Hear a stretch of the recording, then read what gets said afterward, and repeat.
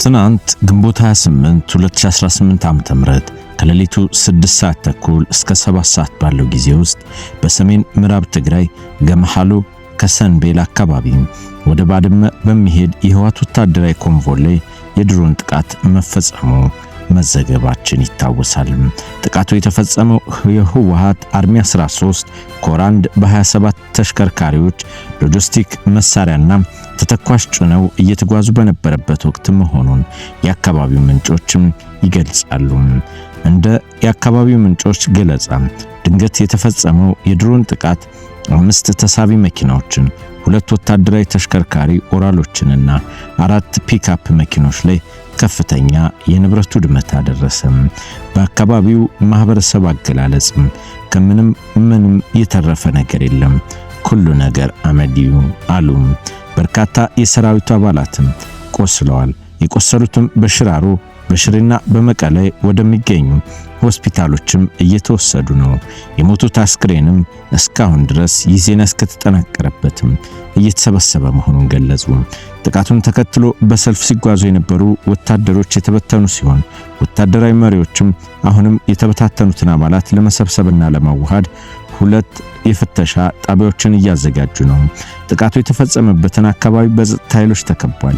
እስካሁን ድረስ ከመንግስትም ሆነ ከትግራይ ኦፊሻላዊ ጎን ምንም አይነት ተጨማሪ መግለጫ ባልተሰጠበትም ወቅትም ይህ የአካባቢው ማህበረሰብ ገለጻ ነው።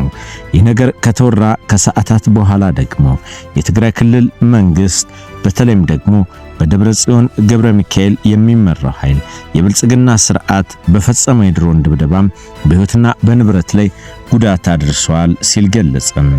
የብልጽግና ስርዓት የትግራይ ህዝብን ለማጥፋት በፈጸመው ጄኖሳይድ ዓለም በሚሊዮን የሚቆጠር ህዝብ ለሞት ለአካል ጉዳትና ለስደት ለመፈናቀልና ማህበራዊ ኢኮኖሚ ውድመትን መፈጸሙ ሳይረካ ቀርቶ በማህበረሰቡ ዓለም ፊት የፈረመውን የፕሪቶሪያ ስምምነት በማፍረስ የትግራይን ህዝብ የማጥፋት ዓላማውን በጦርነት ለመጨረስና የትግራይን ህዝብ ለማንበርከክ ሁሉን ግፍና በደል እየፈጸመ ቆይቷል። አሁንም እየፈጸመ ነው ይላል የህወሓት መግለጫ። የትግራይ ህዝብ ካልጠፋ አላርፍም በማለትም ሁሉንም አይነት ግፍ እየፈጸመ ያለው የብልጽግና ስርዓት በዛሬው ዕለት ግንቦት 29 ቀን 2018 አጥቢያ ላይ በሰሜን ምዕራብ ትግራይ በሽራሮ አካባቢ የድሮን ድብደባ በመፈጸም የተለመደ ስምሪት ላይ የነበሩ ትግራይ ሰራዊት ላይ የህይወትና የአካል ጉዳት እንዲሁም በንብረት ላይ ውድመትን አድርሷል አለም። ስርዓቱ ካሁኑ በፊት የፕሪቶሪያን ውል በመጣስ በተለያዩ የትግራይ አካባቢዎች ባካሄዳቸው የድሮን ድብደባም በሰላማዊ ሰዎች ላይም ጉዳት አድርሷል ይላል መግለጫው።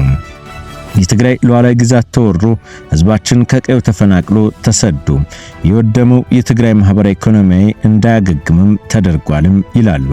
በትግራይ ላይ የተፈጸመው ጄኖሳይድ ፍትህ አልተረጋገጠም። የብልጽግና ስርዓት በበደል ላይ ሌላ ተጨማሪ ግፍ በመፈጸም በጀት፣ ነዳጅ፣ መድኃኒትና ጥሬ ገንዘብ በመከልከል ማንበርከክ ያልቻለውን ህዝብ በግላጭ ሌላ ዙር ወረራ በማድረግ ጄኖሳይድ ለመፈጸምና ሰይጣናዊ ተግባሩን ለማከናወን የሚያስችለውን የማያሳካም ዝግጅትም እያደረገ ነው ይላል መግለጫው። የብልጽግና ስርዓት በትግራይ ዳግም ለመፈጸም እየተዘጋጀ ያለው ወረራ የሚያረጋግጠው እውነታም ስርዓቱ ከጦርነት ውጭ መኖር እንደማይችልም ሁነኛ ማሳያ ነው ነበር ያለው ህወሓትም። የትግራይ ህዝብ ሉዓላዊነት ይከበር፣ ወደ ቀዬ ልመለስ፣ ፍትህ ተጠያቂነት ይረጋገጥልኝ፣ በዘላቂነት መልሶ የመቋቋም መብቴ ይከበር፣ ሰብአዊና ዲሞክራሲያዊ መብቴ ይረጋገጥ በማለት ምክንያት ከበባና ክልከላ፣ የድሮን ድብደባው ዘተ የሚሉ ምላሾች እየተሰጠ ይገኛል ያሉትም መግለጫው የትግራይ ህዝብ ለጠየቀው ፍትህና ላሳየው ትዕግስት እንደ ፍርሃት ተቆጥሯል። ከዚህ በኋላ ትዕግስታችንም ተሟጧል ይላል። እውነታው ግን የትግራይ ህዝብ ለትናንትናው ግፈኞች አልተንበረከከም ብቻ ሳይሆን በግፈኞች ላይ ባደረገው ትግል ጥላቶችን ቀብሯል። ዛሬም የትግራይ ህዝብ በትዕቢት እንደማይንበረከክ ሊታወቅ ይገባልም አለም። በመሆኑም አሉ ዛሬ በተፈጸመው የድሮን ድብደባ ተከትሎ የሽራሮና የታህታይ አዲያቦ ወረዳ ህዝብ ላሳየው ቁጭት የትግራይ መንግስት ያለውን አድናቆት ይገልጻልም ይላሉ። ይህም ማለት በዚሁ አካባቢ ያሉ ወጣቶችን እድሜያቸው ለአቅመ አዳም የደረሱት በሙሉ ለጦርነት እየተዘጋጁ ነው ነበርም።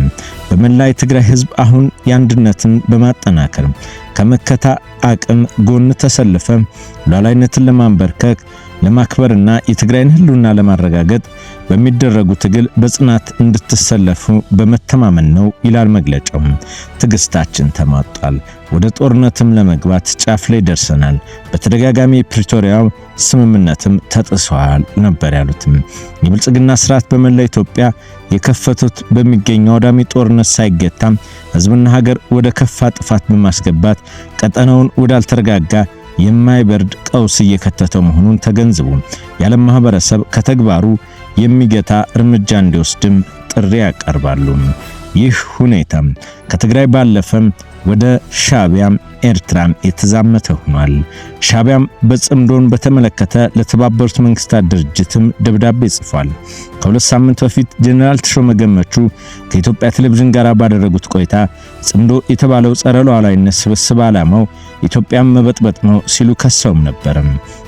ይህን ክስ በተመለከተ ታዲያ ሻዕቢያ ለመንግስታቱ ድርጅት አነጋጋሪ ደብዳቤ ጽፏል። ከዚሁም ጋር ተያይዞ ሻዕቢያ ጠቅላይ ሚኒስትር አብይ አህመድ አስተዳደር ቀንደኛ ተቀናቃኞችን ያሰባሰበበት ጽምዶን የአፍሪካ ቀንድ የሰላም ንቅናቄ እንቅስቃሴ አድርጎ ለመንግስታቱ ድርጅትም አቅርቧል። አንድ አፍታ ሚዲያም በተመለከተ በዚሁ ሻዕቢያ ደብዳቤም ከጽምዶ ጋራ እንቅስቃሴ አንድ ዓመት እንዳስቆጠረ ተናግሯል። እንቅስቃሴው ዓላማ በጎረቤት ሀገራት ህዝቦች መካከል እምነትን መገንባትን፣ ማህበራዊ ግንኙነትን መመለስ፣ በግጭት የተራራቁ ማህበረሰባትን እንዲቀራረቡ ማድረግ ነው ነበር ያለው። ሻዕቢያ ጽምዶን የህዝብ ለህዝብ ግንኙነት ለመፍጠር ያለማ አድርጎ ቢያቀርብም መሬት ላይ ያለው እውነታ ግን ከዚህ የተለየ እንደሆነ መረጃዎች ያመለክታሉ።